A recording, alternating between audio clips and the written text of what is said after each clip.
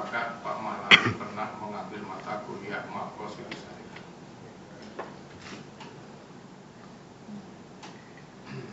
Itu terus terang saja. Apakah saudara tahu bahwa di salah satu perguruan tinggi Islam di Yogyakarta ada mata kuliah Makos itu syariah di tingkat S3? Siapa dosennya? Ini serius loh. Saya ngambil guyon tapi ini.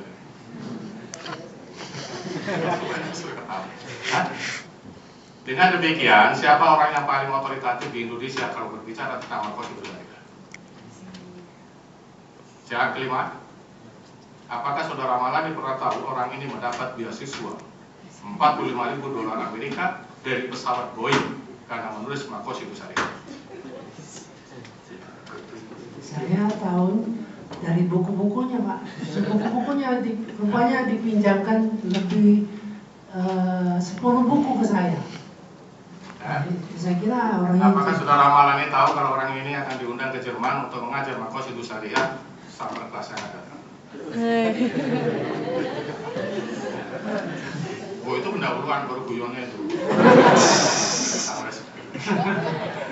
Nah, sekarang sobat saya tes Makos syariah ini. Kalau orang ini saya tidak paham. Saya tidak melihat Makos itu syariah sama sekali di sini. Coba saya tanya ya, pakai Makos syariah. Pada zaman Orde Baru, GBHN itu kalau dilihat dari Makos itu syariah versi Soeharto itu masuk doruri haji atau tas ini? GBHN, ya kan GBHN itu kan dibuat oleh Rombongan Soeharto toh, perjanjian pembangunan itu. Itu kalau dibaca dari Makos itu syariah, posisi GBHN itu apakah doruri haji atau tas ini?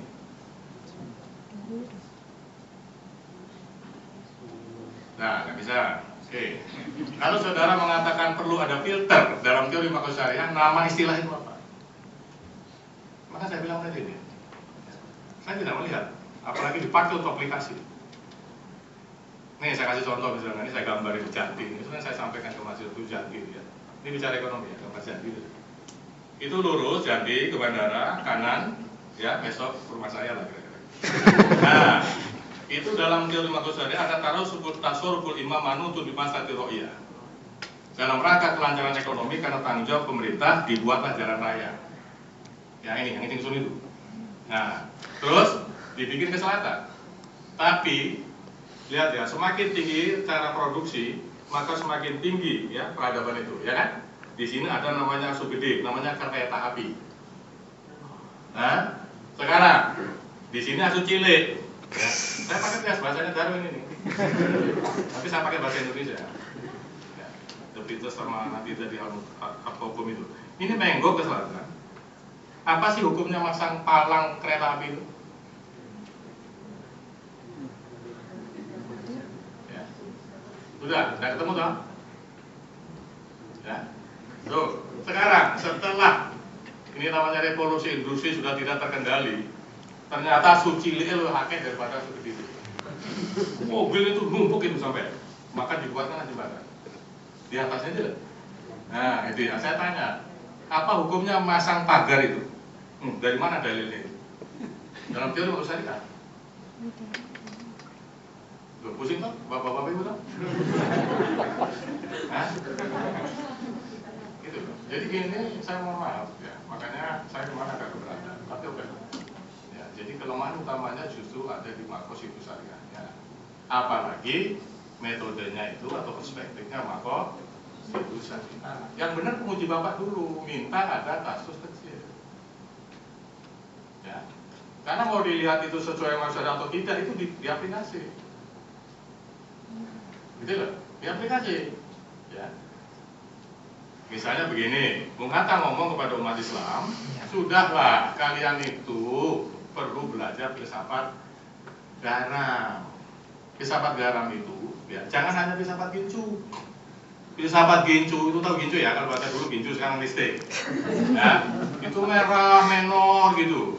Itu hanya tempelan, palsu, tidak lama dan tidak bermanfaat. Itu kan bermanfaat. Maksudnya apa?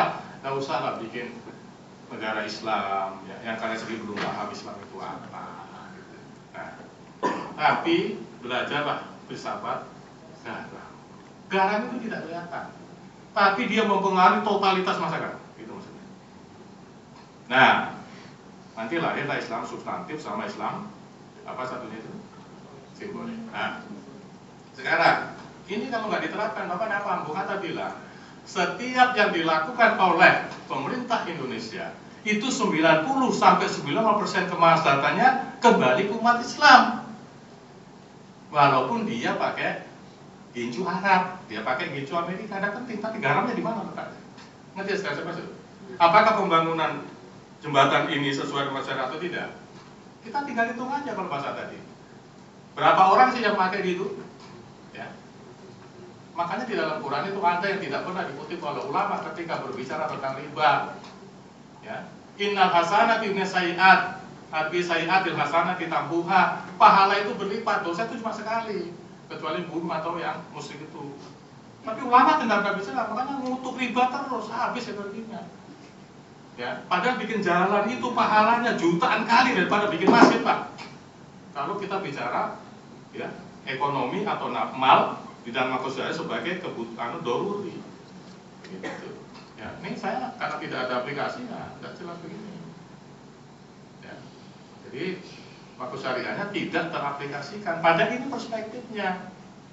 Kalau saya sebagai orang fakultas syariah, saya tahu betul semua yang dikerjakan pemerintah Republik Indonesia itu kembali 95% ke umat Islam sebagai contoh ya, Pak ya. Bapak dengerin aja nih, saya ceramah yang masuk. Misalnya gini, ya, perintah untuk melaksanakan ibadah haji itu ilahi, ya, Qurani, sudah ya, ada di dalam ya. Tapi bagaimana melaksanakan ibadah haji dari Yogyakarta?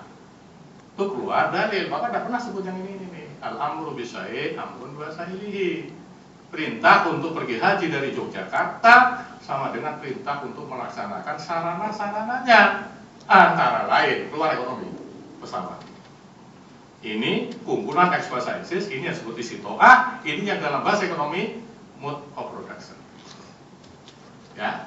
Nanti keluar, kalau bikin bandara berarti wajib, pesawat wajib di bandara, keluar dalilnya. Malayatimul wajib ila bi bahwa wajibun. Bikin lagi bandara, dibilang aspalnya wajib lagi.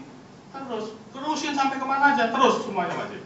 Itu yang disebut dengan beribadah sama dengan membangun peradaban, khususnya ekonomi. Kalau lihat itu mana yang tidak sesuai dengan syariah? Mas? Mana yang sesuai? Sebagai contoh, kan tidak ada aplikasi. Jelas ini Mas, mati bikin bandara sama dengan mati saya. Itu sama dengan perintah untuk melahirkan ahli-ahli bandara. Itu contoh misalnya itu semua syariah seperti itu. Jadi makro syariah itu ada di mana-mana. Tapi ini karena makro ya tidak jelas. Ini hanya klaim muter-muter sejarah yang khusus. Kalau diaplikasikan beda, misalnya pasal, misalnya ya tentang air, itu dinilai sebagai masyarakat. Air itu kalau di masyarakat masuk kemana? Itu masuk doruri, berarti wajib mutlak gitu kan? Misalnya, terus dia tuh masuk ke mana? Mal. Kalau ini tidak ada, maka nafas bisa hilang, adin bisa hilang, gitu loh. Semuanya hilang gitu. Ini kelihatan. Ya, atau saya kasih contoh yang agak lama saya pakai.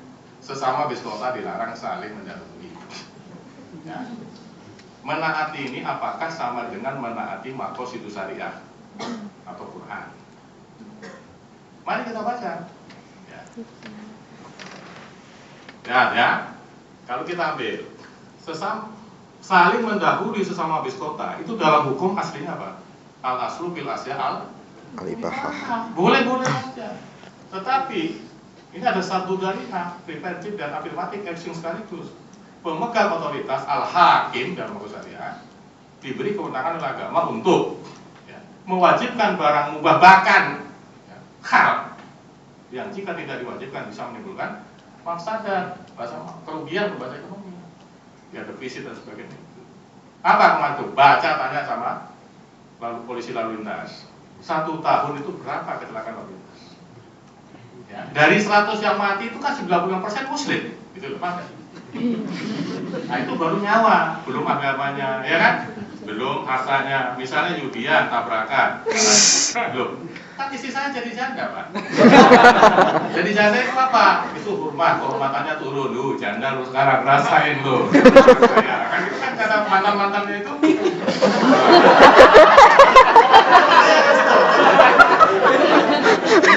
Ini apa? Terus yang kedua, dibilang itu, ya, waduh, rekornya mati tuh, tabrakan. Malu nggak kita kampus?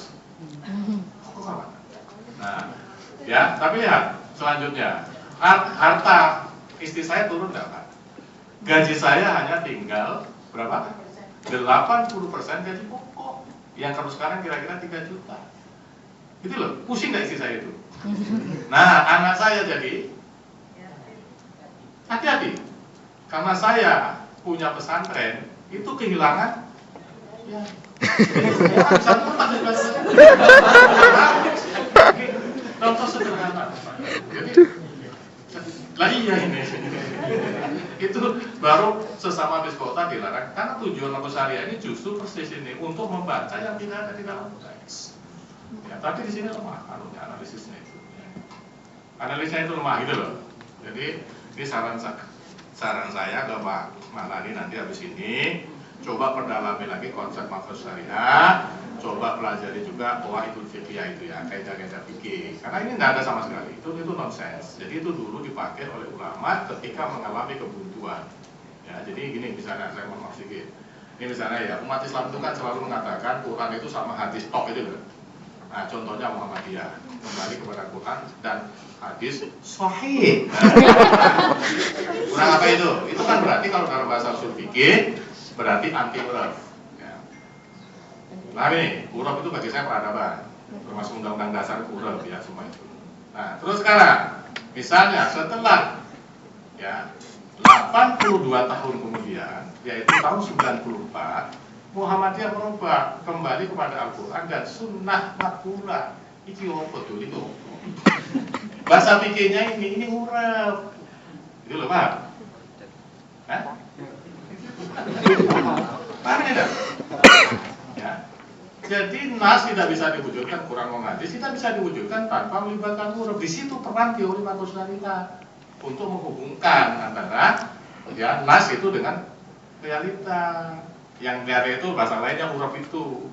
Jadi uruf itu terjemahannya bisa budaya, ya bisa apa? Bisa sistem, pokoknya yang di luar nas.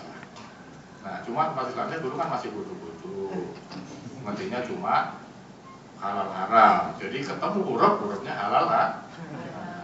Nah, Pak Mahlani mau naik ke tingkat konstitusi gitu. Ya, ingat ya, ini tetap putusannya ada di sini.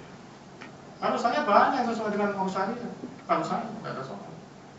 Tidak percaya, ya. Mari kita tes. Benar, saya beneran itu yang ada pemerintah itu. Ya tinggal siapa yang memanfaatkan apa saja kan cuma itu aja kan. Kesempatannya ini. Ya. Jadi itu banyak sebenarnya. Nah, itu yang kata Bung Hatta disebut dengan filsafat haram. Tapi untuk membedakan ini ke haram atau gincu, itu perlu teori makro. Di Quran itu cuma satu pandangannya kalau sudah begitu. Wa ismuhuma akbaru min nafihima. Kalau negatifnya lebih gede itu haram. Apapun itu. Ya, di situ. Ya. Apapun itu. Makanya ulama dan baru mengatakan innal hasan itu saya. Ini contoh Pak Mali ya. Lihatnya naik ini. Quran ini yang ngomong ya. Innal hasanat saya. Kebaikan-kebaikan dapat menghapuskan atau katakan selalu kalau Anda mengatakan istimror ya, menghapuskan keburukan-keburukan. Sudah. Ya. Sekarang kita lihat yang namanya pahala itu di dalam Islam berlipat-lipat. Maka dibilang adbi'is sayyi'atil hasanati tamhuha. Kalau kamu melakukan kesalahan, cepatlah lakukan perbaikan. Karena kebaikan itu akan menghapuskan keburukan itu. Kita bicara pahala saja lah gitu. Kalau bicara ekonomi nanti lebih seru lagi nanti. Ya, nanti kelihatan sekali bahwa kita itu sangat lemah. Saya bicara anu saja. Ya. Dengan ayat ini, misalnya nih, saya bilang Pak Sahiron mau utang ke saya, atau saya tambah saya. Misalnya Pak D kan manggil saya Pak D. Pak D aku nanti dulu. Maka utang lah ke Pak Salam Alif. Ya, misalnya mohon maaf Pak Salam Alif ini BNT yang membuat apa namanya itu. Ya terserah mau BNT mau konvensional pokoknya itulah. Ya. Nah, itu tahu nggak pahala Pak Sahiron itu sama dengan pahala BNT yang ngasih ke saya pinjaman. Ini yang cuma ngasih tahu jangan. apalagi yang bikin. Tapi umat Islam selalu mengutuk masuk neraka semua ini, gitu kan. Ya. Itu kan Anda bisa baca tadi komposisi itu, hubungan itu, ya. Makanya Bank Islam itu sangat terlambat, karena isinya apa? Semua ulama mengutuk. Paham ya? Nah, padahal pahala itu 1:10 Quran dunia, banding 700, banding berlipat-lipat, banding tidak beriman. Kenapa tampilannya selalu neraka? Nah, itu salah satunya tadi kelemahan tidak bisa menghubungkan. Ya, kalau sebab besar utamanya saya pribadi percaya ini terjadi karena umat Islam di Arab telah membuang experimental sciences atau natural sciences dari kurikulum madrasah, sehingga umat Islam nanti terjadi umat Islam lemah, umat Islam miskin karena tidak punya, kalau bahasa Pak Maman ini, cara produksi. Punyanya cuma akidah. Ya. Jadi saran saya Pak Maman ini nanti kalau mau mendalami lagi, dalami teori makro syariah, ya, karena ini yang sangat fatal perspektifnya. Menyampaikan lah. Nggak usah, udah habis waktunya nanti. Jadi saya sampaikan ini, perspektif ini menunjukkan Anda ahli makro syariah. Jadi saya saran saja, nanti panjang kalau ya, saya saran saja. Sudah, diterima aja, nanti lebih susah. Nanti saya kasih dalil sampai nggak bisa, saya kasih dalil sampai nggak bisa, gitu loh. Paham ya? Iya, ini akhafud orang bahasa satu. Saya mohon maaf ini, gitu. Karena yang penting itu perspektifnya ini, bukan ekonominya. Gitu. Di judul ini loh, jangan lupa. Ya, selama ini kan ekonominya karena dia memang ahli ekonomi, gitu. Ini salah satunya karena kita belum punya ahli dalam bidang ekonomi. Ini baru neraka, baru Pak Riza, baru Pak Sakti, gitu loh. Tapi nanti kira-kira 10 tahun yang akan datang beda. Sudah bisa mengambil disertasi untuk bidang ekonomi murni lah. Jadi ini masih hubungan, makanya dikasih kerangka. Ya. Tapi kerangkanya ini lemah menurut saya. Gitu ya. Saya kira cukup ya. Kepada para penguji disampaikan banyak terima kasih, sidang kami nyatakan diskors.